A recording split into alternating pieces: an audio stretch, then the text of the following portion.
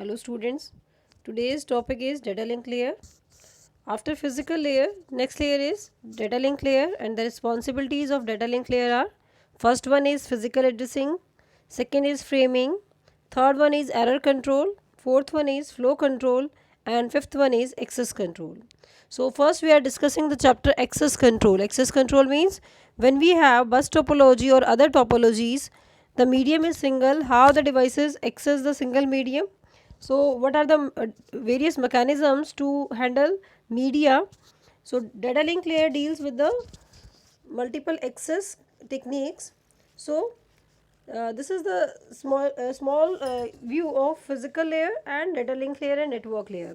Here data link layer is divided into two parts: medium access control layer, a MAC layer, and logical link control layer. So media access control layer, as the name indicate, it deals with the or direct indirect with the media, either it is wireless or it is wired medium. And logical link control, it is the sub layer of the data link layer that deals with flow control and error control. Flow control and error control means the mechanisms for checking any frame, either it is having correct data or not. So जो parity PSCRC और checksum policies हैं वो algorithm use होंगे LLC पर, और जो algorithms हैं stop and wait, go back and selective repeat, flow control mechanisms, these are implemented on LLC layer.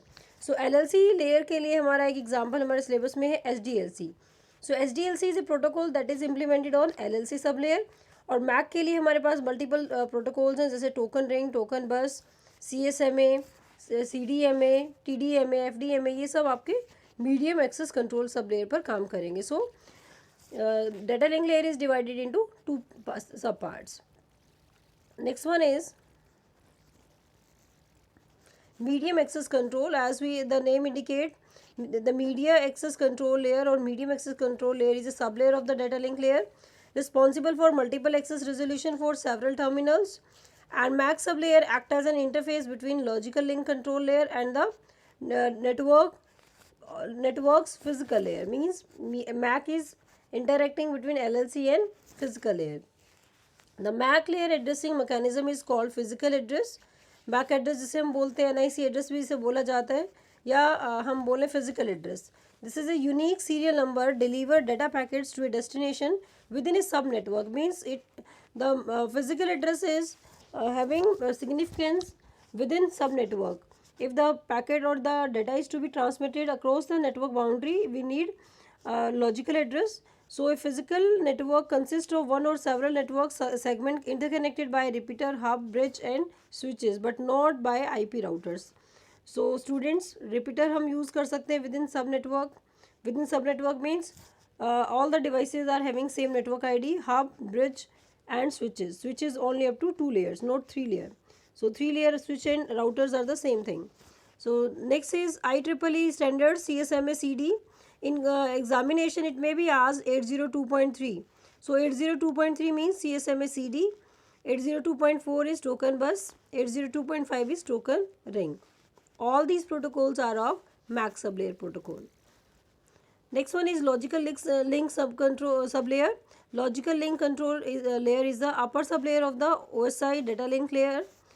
LLC is same for various physical media. Means either we are dealing with wireless or optical fiber or twisted pair or coaxial cable.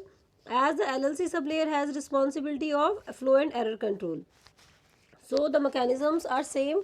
Media doesn't matter here.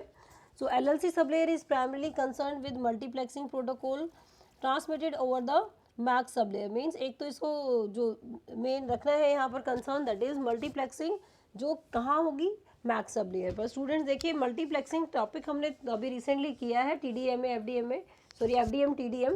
तो वही physical layer की implementation जो है यहाँ पर भी use होगी Mac sub layer पर. There is no separate demarcation between MAC sub layer and physical layer. अगर सॉफ्टवेयर टर्म में बात करें तो कोई ऐसा अलग अलग सॉफ्टवेयर नहीं होता कभी भी प्रोटोकॉल में कि ये फिजिकल लेयर के लिए है और ये स्पेशली नेटवर्क लेयर के लिए है. There are some functions that are defined for MAC sublayer, there are some functions that are defined for LLC, and each part, each sub module interact with each other to maintain the main task, that is communication of the data. So multiplexing जो हम discuss करते हैं physical layer पर, TDM, FDM and WDM, वही multiplexing हम यहाँ use करते हैं, लेकिन यहाँ पर नेम क्या होगा मैक सब लेयर में, FDMA, frequency division multiple access, time division multiple access and new is code division multiple access, CDMA. So LLC layer deals with the multiplexing protocol transmitted over MAC layer when transmitting, and demultiplexing then when receiving, and responsible for flow and error control. Flow control के लिए हम algorithms करेंगे जो हमारे पास थे, stop and wait, go back and end, selective repeat. Error control के लिए parity methods, checksum and CRC.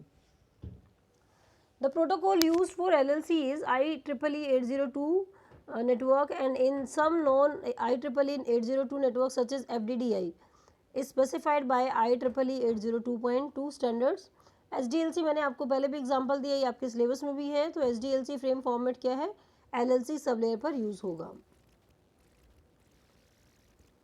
Next one is multiple access control. Means जो चैप्टर का नेम है, chapter M is to deal with the multiple devices with the single media. How the mechanism is done by the data link layer. So first method is random access protocol.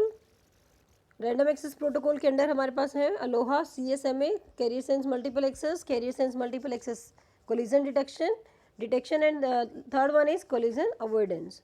Controlled access में है reservation, polling, token passing, and channelization में है frequency division multiple access, time division multiple access and code division multiple access.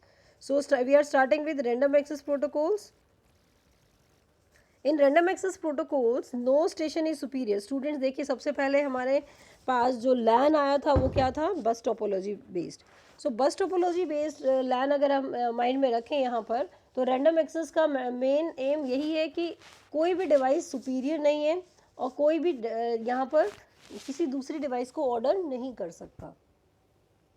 No station is superior, no one cannot permit any other station to transmit or not to transmit the data. So no one is master. That's why it is random access. It is the same behavior that you people are doing at the traffic light. If no one is to control you, so everyone pass your vehicle and that's result the accident, and here the problem is of collision. So two features: no schedule time for a station to transmit and no rule specify which station should send next, right? So there is no controlling here, that's why it is called random.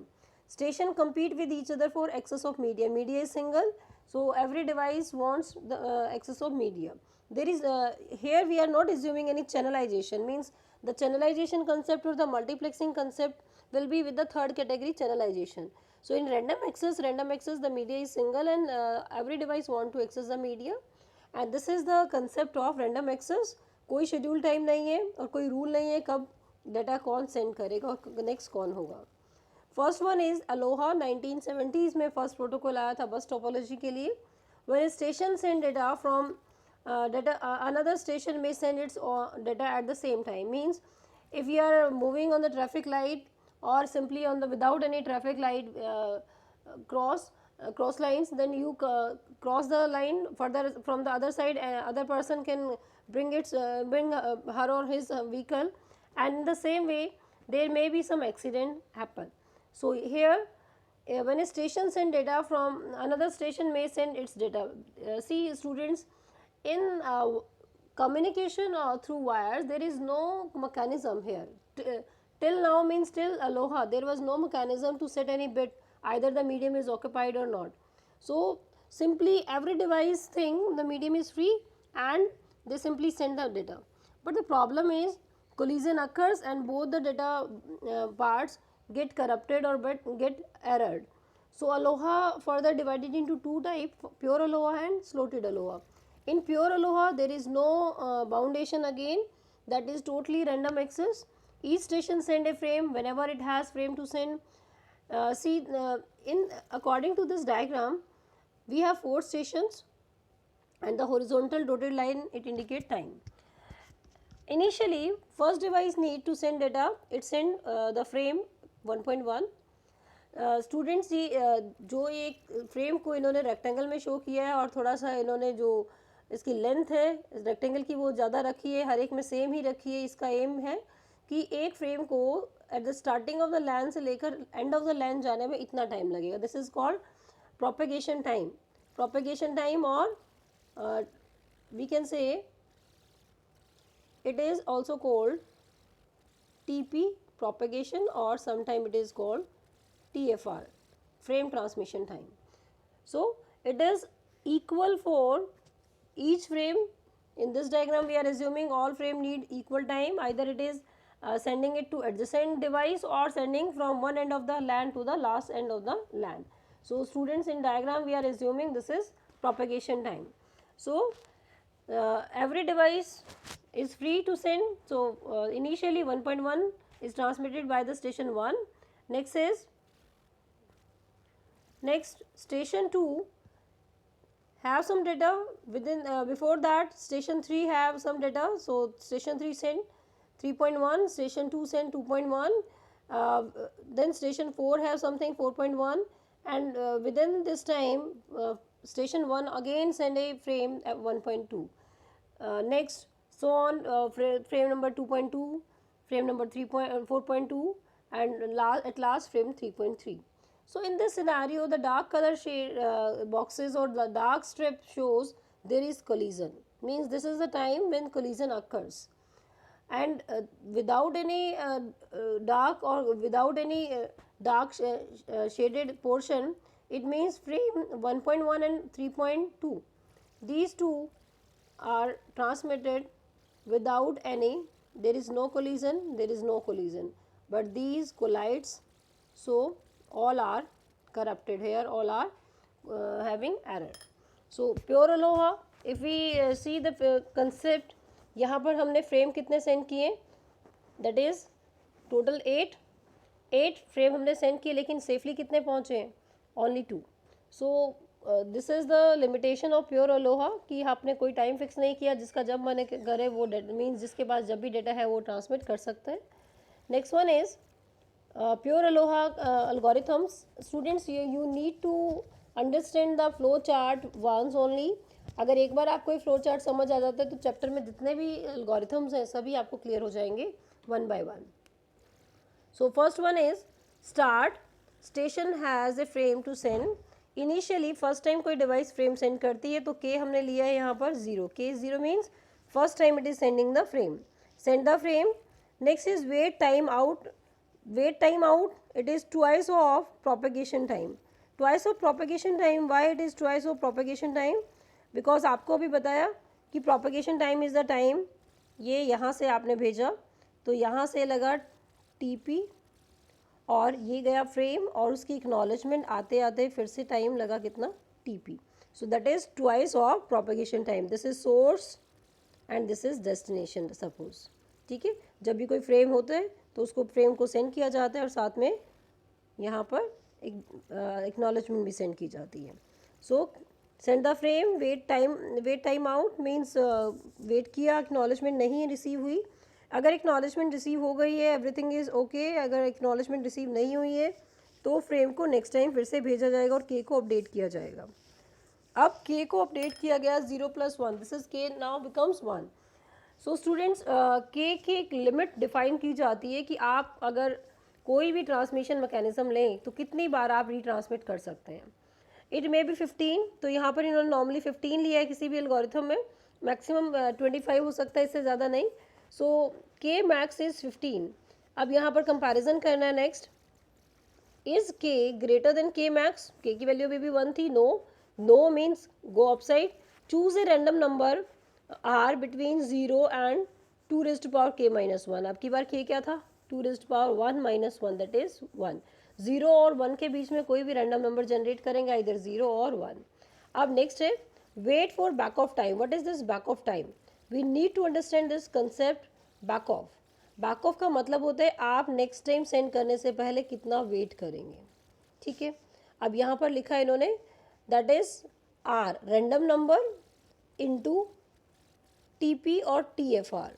देखिए दोनों ही चीज़ same है, random number into TFR, frame time and propagation time.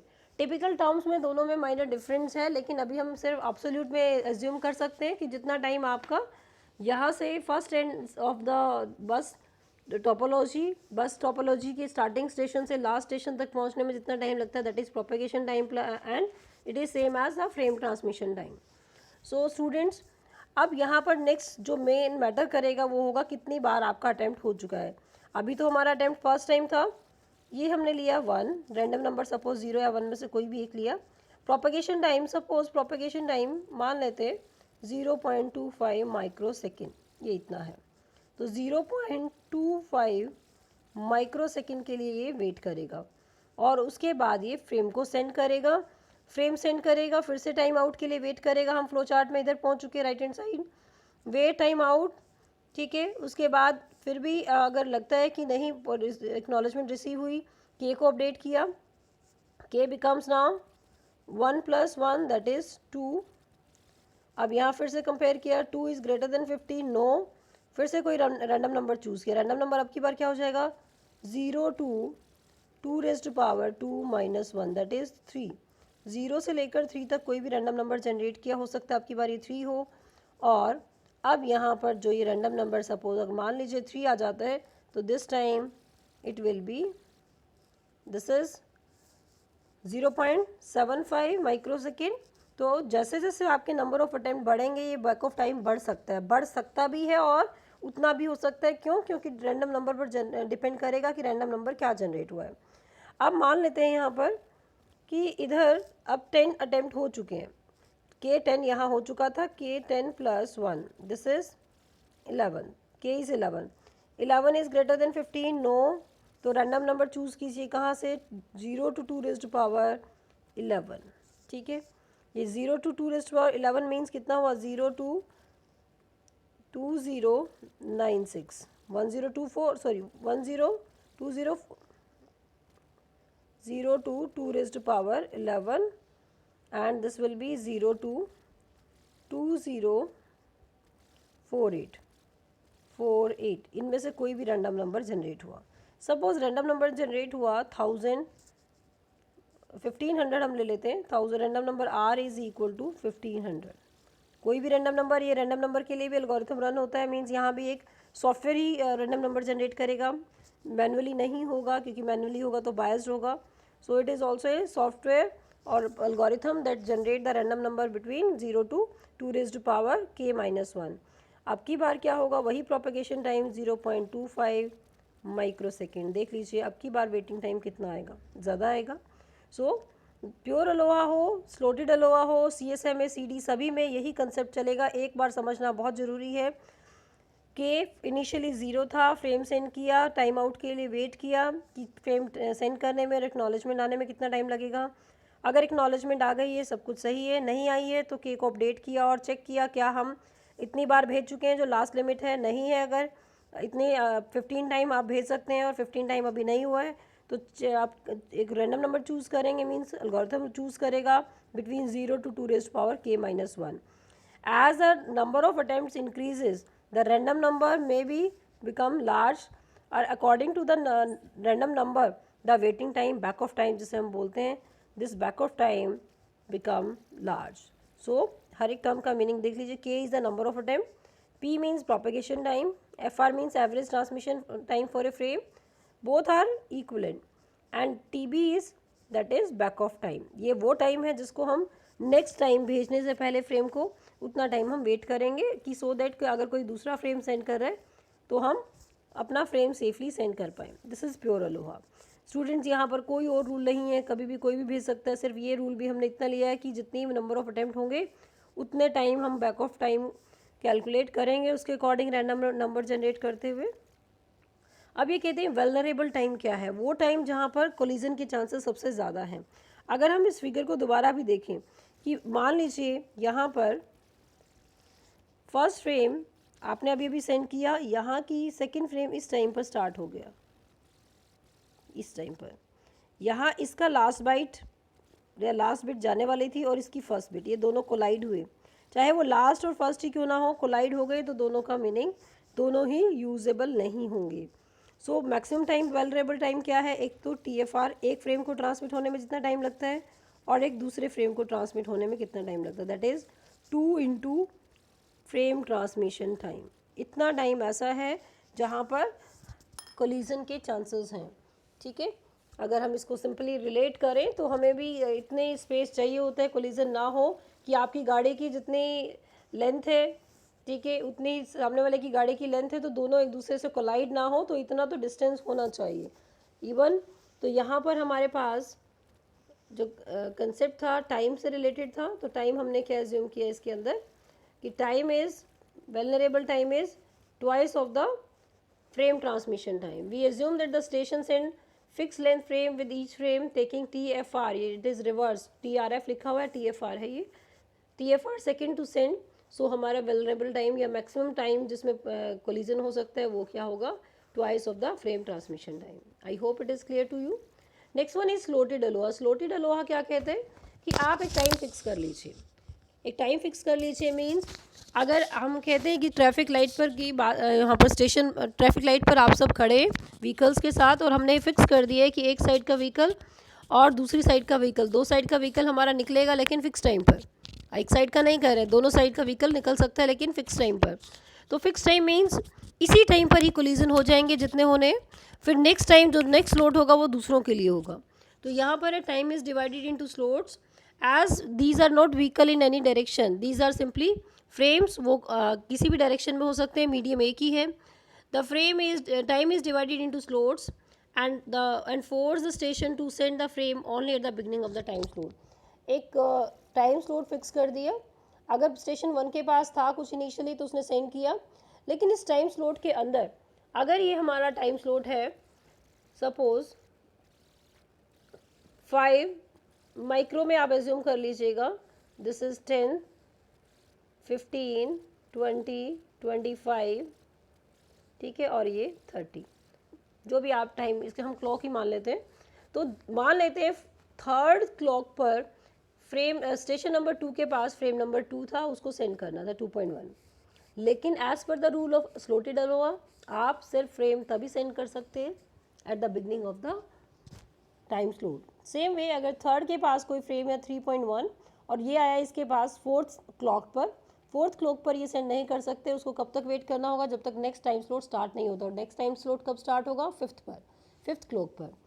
Next one is अगर 2.1 और 3.1 ही send हो पाए, और मान लेते हैं हम यहाँ पर 7th और 8th क्लॉक पर फर्स्ट स्टेशन के पास था डेटा 1.2 और फोर्थ के पास था 4.1, तो इनको वेट करना होगा जब तक कि नेक्स्ट टाइम स्लॉट स्टार्ट ना हो।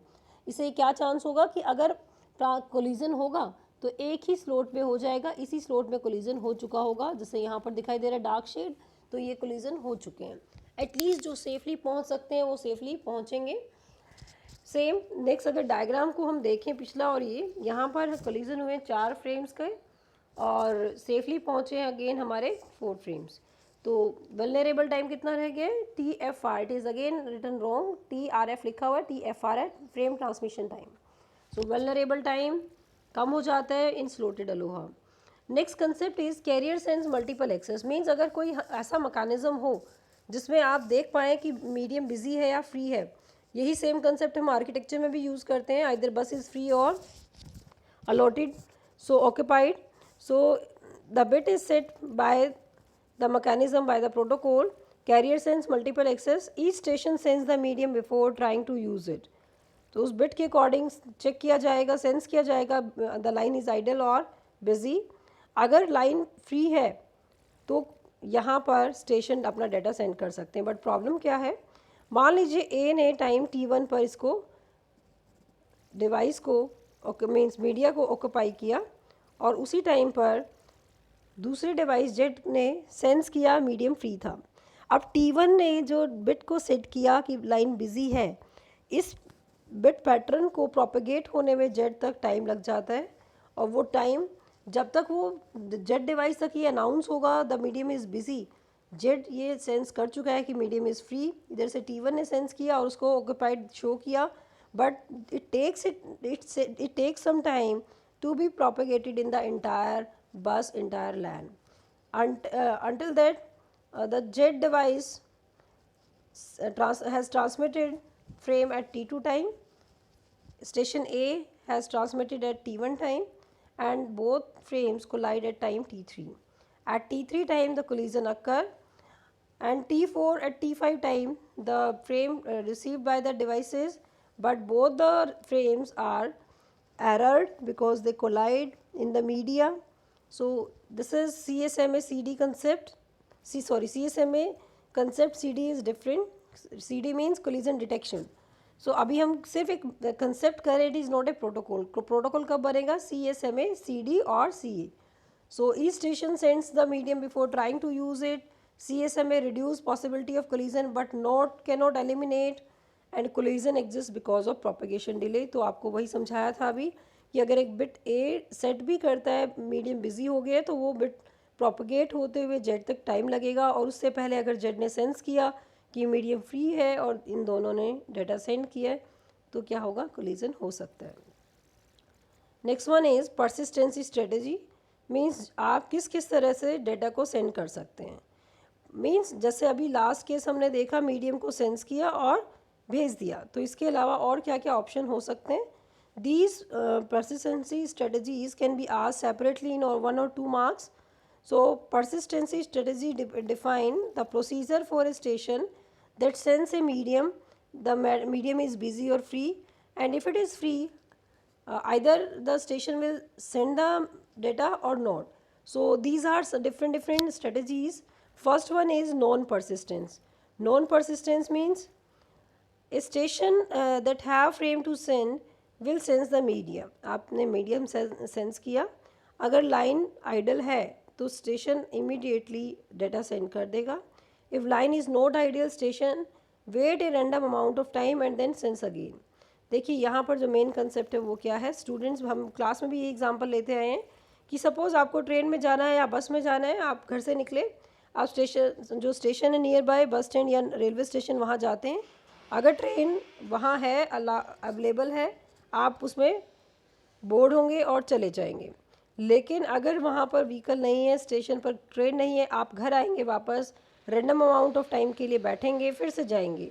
हो सकता है अब आपको नेक्स्ट टाइम स्टेशन पर ट्रेन मिल जाए. मीन्स यहाँ के अकॉर्डिंग क्या है, हो सकता है after random amount of time line free मिल जाए. लेकिन ऐसा भी हो सकता है कि आप जब गए उसके बीच में ट्रेन आकर जा चुकी हो.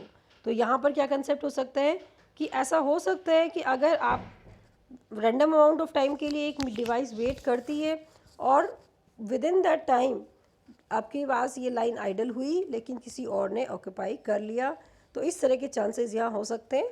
सो if line is not idle, station wait a random period of time and then sense again. This is the main problem. मान लीजिए सेकेंड टाइम फिर गए, वहाँ पर चेक किया, सेंस किया, मीडियम फ्री नहीं था, फिर से रैंडम अमाउंट ऑफ टाइम के लिए वेट करने लग गए. यहाँ पर ये कॉन्टीन्यूसली वेट सेंस नहीं करेगा. This is the main problem. अब मान लीजिए फिर से यहाँ पर कोई थर्ड डिवाइस, कोई या दूसरी डिवाइस इसको सेंस करता है और मीडियम फ्री मिलता है, लेकिन फर्स्ट डिवाइस तो अभी सेंस करके आराम से वेट कर रहा है, तो हो सकता है मीडियम वो ऑक्यूपाई कर दे. So it reduce the possibility of collision because it's rare that 2 or more station wait for the same amount of time. तो ऐसे चांसेस कम हैं कि 2 डिवाइसेस या 2 से ज़्यादा एक रैंडम अमाउंट ऑफ टाइम के लिए वेट करेंगे. जो ये रैंडम अमाउंट ऑफ टाइम है ये हर डिवाइस का अलग अलग हो सकता है. So problem is, if the medium is idle, then there are stations to send frames and still stations are waiting for the random period. तो वही प्रॉब्लम आपको बोली थी कि ट्रेन आ चुकी है और आप अपना आराम से घर बैठे हैं, तो वो ट्रेन की प्रॉब्लम नहीं है, ट्रेन तो आई है अपने टाइम पर, तो यहाँ पर भी मीडियम फ्री हुआ है, लेकिन डिवाइस क्या है, वो वेट कर रहा है रैंडम अमाउंट ऑफ टाइम के लिए. This is the problem with the non persistence strategy. Next one is, so student, it is PDF, PPT नहीं है ये, तो शायद कुछ एनिमेशन इसमें हिडन है. First one is one persistency. One persistency means if the station find line idle it send frames immediately. जैसे ही इसको यहाँ पर मीडियम फ्री मिलता है, ये यहाँ पर डेटा वन परसिस्टेंस स्ट्रेटजी है ये, जिसमें विदाउट वेटिंग वो स्टेशन जो स्टेशन है वो लाइन आइडल मिलते ही एट द स्पॉट वो उसको आगे डेटा अपना ट्रांसमिट कर देगा. So if line is not idle, station sense continuously. Non persistence में क्या था, वो एक रैंडम अमाउंट के लिए टाइम वेट करता था, लेकिन यहाँ पर क्या है, कॉन्टीन्यूसली सेंस करेगा. और जैसे ही मीडियम फ्री होगा, आप जैसे आप रोड पर खड़े होते हैं, कि हमें जैसे ही स्पेस मिले हम निकले, लेकिन वही स्पेस के लिए कोई दूसरा भी वेट कर रहा होता है। तो जैसे ही दो व्हीकल रैंडम सिंपली चेक करें लाइन फ्री है या नहीं है, और दोनों ही रोड को फ्री देखते हुए निकल जाते हैं, तो कोलिजन या एक्सीडेंट हो सकता है। सो सेम वे यहाँ पर भी है कि अगर दो स्टेशन कॉन्टिन्यूसली यही स्ट्रेटजी यूज़ करते हैं, वन परसिस्टेंस, और दोनों ने देखा कि लाइन फ्री है, जैसे ही लाइन फ्री हुई दोनों ने अपना डाटा सेंड कर दिया, कोलिजन के चांस सबसे ज़्यादा। Next one is P persistence. P persistence का डायग्राम आपके सामने है। इसमें है कि if station is not idle तो कॉन्टिन्यूसली चेक करेगा, अगर स्टेशन है आइडल है तो उसके लिए फिर आगे की स्ट्रेटेजी डिफरेंट है। सबसे पहले तो वही कंसेप्ट रहेगा जो वन में था, if station find the line idle it will not send frame immediately, तो उसके लिए क्या किया जाएगा वो भी हम डिस्कस करेंगे। लेकिन अगर लाइन आइडल नहीं है तो वो कॉन्टिन्यूसली सेंस करता रहेगा। जैसे ही लाइन आइडल मिली वो इमीडिएटली सेंड नहीं करेगा। क्यों नहीं करेगा? क्योंकि वो वन परसिस्टेंस की लिमिटेशन मिली हमें कि कोलिजन हो सकते हैं। So this time as a name indicate P persistence, तो यहाँ एक प्रोबेबिलिटी यूज़ की जाती है। प्रोबेबिलिटी में सपोज ये आपके पास एग्जांपल है 0.2। 0.2 में मीन्स अगर कोई नंबर लेस देन 20, क्या करेंगे 1 से 100 तक एक नंबर रैंडम नंबर जनरेट किया जाएगा बाय द एल्गोरिथम। अगर रैंडम नंबर 20 से लेस आया तो स्टेशन डेटा सेंड करेगा, अगर 20 से ज़्यादा आया तो स्टेशन डेटा सेंड नहीं करेगा। Same as the head and tail. Road free है, आप गाड़ी में बैठे हैं, आप हेड एंड टेल निकाल रहे हैं, हेड आया तो निकलेंगे आगे, टेल आया तो नहीं निकलेंगे। तो वही कंसेप्ट है यहाँ पर। अब इसका जो मैकेनिज्म है वो क्यों यूज़ किया गया है ऐसा, कि ऐसा हो सकता है कि लाइन फ्री है, दूसरे ने भी सेंस किया लाइन फ्री थी, लेकिन जो प्रोबेबिलिटी आपने कैलकुलेट की और दूसरे ने प्रोबेबिलिटी कैलकुलेट की, वो चांसेस कम है कि दोनों की प्रोबेबिलिटी सेम होगी और दोनों एक साथ डाटा सेंड करेंगे और कोलिजन के चांसेस यहाँ पर रहेंगे। So these are 3 flow charts. First one is one persistence, line idle नहीं है, बिजी है तो कॉन्टिन्यूसली सेंस कर कीजिए, और जैसे ही आइडल मिलती है station can transmit. Non persistence में क्या है, चैनल देखा बिजी है, वेट रैंडम टाइम, फिर से सेंस किया बिजी है, फिर से वेट रैंडम टाइम, अगर फ्री है तो इमीडिएटली सेंड कीजिए। जबकि पी परसिस्टेंस में क्या कहता है, अगर यहाँ पर स्टेशन लाइन बिजी है, चेक किया आइडल है, आइडल के बाद भी प्रोबेबिलिटी निकाली जाएगी, प्रोबेबिलिटी वेट आपका आया अगर उसके अकॉर्डिंग वेट किया जाएगा उतने टाइम के लिए, और फिर फर्दर लाइन यहाँ पर बिजी है या आइडल है उसके अकॉर्डिंग आगे डेटा ट्रांसमिट किया जाएगा। So next one is CSMA-CD, ये हम नेक्स्ट लेक्चर में करेंगे। तो इतना अभी आप डिस्कस कीजिएगा, कोई दिक्कत है तो पूछिएगा।